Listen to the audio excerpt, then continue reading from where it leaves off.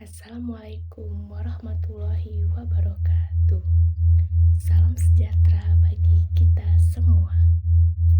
Puji syukur marilah kita panjatkan atas kehadiran Allah Subhanahu wa Ta'ala, atas limpahan rahmat, taufik dan hidayahnya kita masih diberikan kesehatan dan kesempatan dalam menimba ilmu. Salawat serta salam selalu tercurah kepada junjungan kita Nabi besar Muhammad SAW yang telah membawa kita dari zaman kegelapan menuju zaman yang penuh dengan ilmu pengetahuan. Yang terhormat Bapak Dr. Nurmansyah, SPD, MPD, selaku dosen pengampu mata kuliah Bahasa Indonesia, dan teman-teman yang saya banggakan. Sebelum memulai kegiatan pada kali ini, marilah kita bersama-sama membacakan lafaz basmalah. Bismillahirrahmanirrahim. Perkenalkan, saya Maisa Anggun Sawani. Saya merupakan mahasiswa Poltekkes Kemenkes Bengkulu dengan jurusan Gizi, Prodi Diploma 3 Gizi.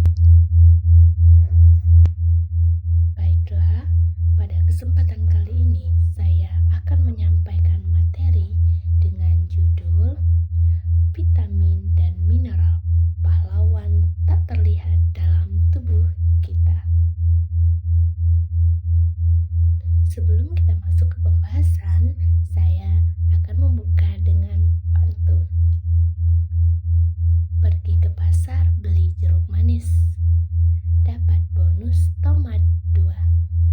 Tubuh sehat bukan hanya dengan janji manis, asal vitamin dan mineralnya terpenuhi juga. Baiklah, tanpa berlama-lama, marilah kita mulai dengan pembahasannya.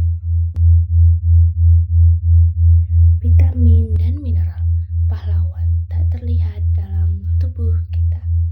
Vitamin dan mineral itu seperti pahlawan tanpa tanda jasa, bekerja diam-diam menjaga kesehatan kita setiap hari. Gizi sangatlah penting bagi kehidupan manusia. Salah satu unsur terpenting dalam gizi adalah vitamin dan mineral. Meski dibutuhkan dalam jumlah kecil, keduanya punya peran besar dalam menjaga fungsi tubuh. Apa sih itu vitamin dan mineral? Baiklah, saya akan menyampaikan sedikit definisi dari vitamin dan mineral. Vitamin adalah zat organik yang dibutuhkan tubuh untuk metabolisme dan pertumbuhan. Sedangkan mineral adalah zat anorganik yang membantu fungsi tubuh seperti pembentukan tulang, darah, dan enzim.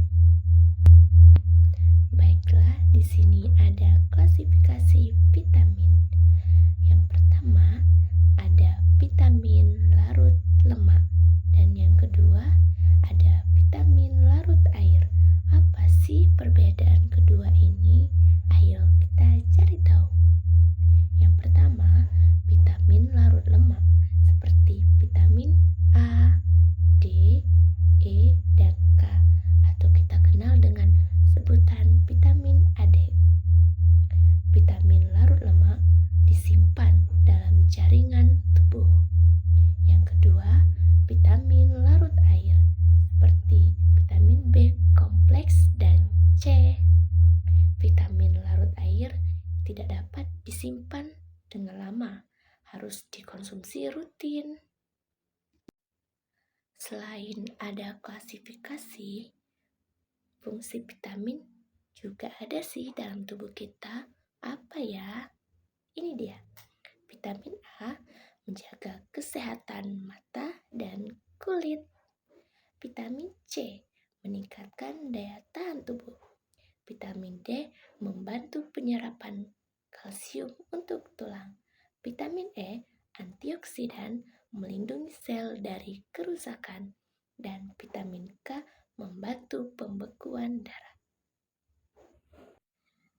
Baiklah, selain fungsi, vitamin juga dapat kita temui di sini. Baiklah, sumber vitamin. Vitamin A bisa kita jumpai di wortel, hati, dan telur. Vitamin C seperti jeruk, stroberi, dan brokoli. Vitamin D seperti ikan salmon, kuning telur, dan sinar matahari. Vitamin E terdapat di kacang-kacangan dan biji-bijian. Vitamin K dapat kita temui di sayur bayam, brokoli, dan kubis. Baiklah, kita lanjut dengan fungsi mineral dalam tubuh. Kalsium, pembentukan tulang dan gigi. Zat besi, pembentukan hemoglobin.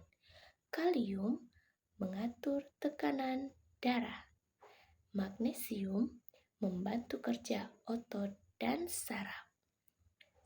Seng atau zinc, membantu penyembuhan luka. Sumber mineral.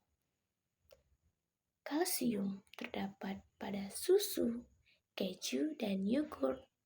Zat besi terdapat di daging merah, hati, dan bayam. Kalium bisa kita jumpai di pisang dan kentang. Magnesium terdapat di kacang almond, biji labu, dan zinc bisa kita temui di seafood dan daging sapi.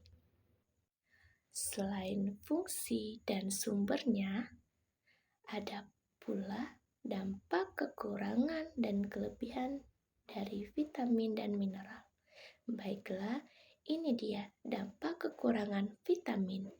Yang pertama, kekurangan vitamin A dapat menyebabkan rabun jauh.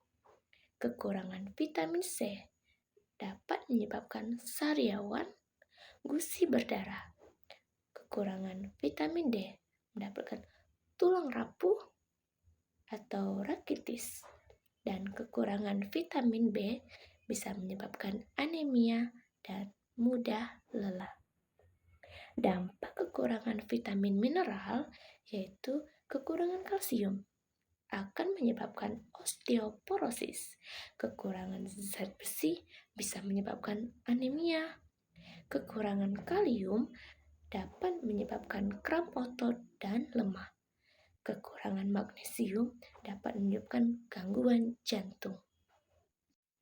Selain terdapat dampak kekurangan, ada juga dampak kelebihan dari mengonsumsi vitamin dan mineral.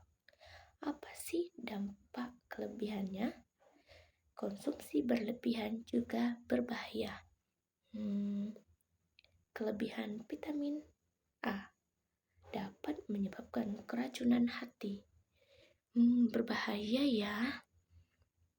Kelebihan vitamin D dapat menyebabkan penyakit batu ginjal. Kelebihan zat besi dapat menyebabkan gangguan pencernaan.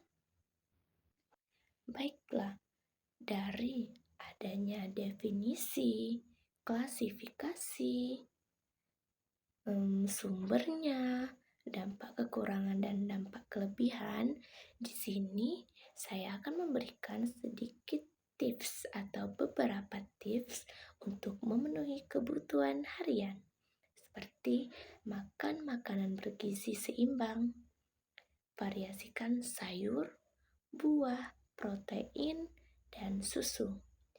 Jangan lupa cukup minum air putih dan ditambah berjemur dari 10 sampai 15 menit untuk mendapatkan vitamin D.